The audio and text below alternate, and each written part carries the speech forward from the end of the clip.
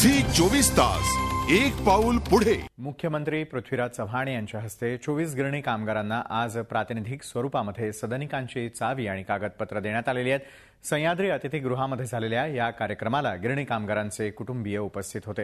विशेष म्हणजे संयुक्त महाराष्ट्र लढ्यामध्ये हुतात्मा झालेल्या कृष्णा शिंदे या गिरणी कामगाराच्या पत्नीला मोफत सदनिकांचं वाटपही यावेळी करण्यात आलं।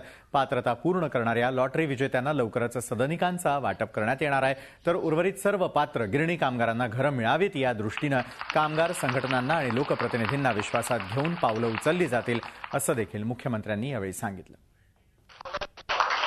मुंबईच्या गिरणी कामगारांना घरं देण्याचा एक प्रातिनिधिक स्वरूपामध्ये 24 लोकांना सदनिका वाटपाचा कार्यक्रम संपन्न झाला।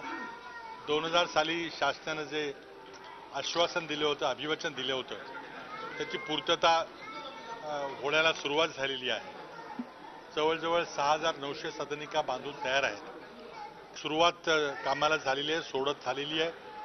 लोकांची ओळख वगैरे त्यांची कागदपत्र घेण्यात आलेली आहेत। आता ज्या गतीनं ते कर्जाचं प्रकरण पूर्ण करतील त्या गतीनं त्यांना ती घरं देण्यात येतील। झी 24 तास एक पाऊल पुढे।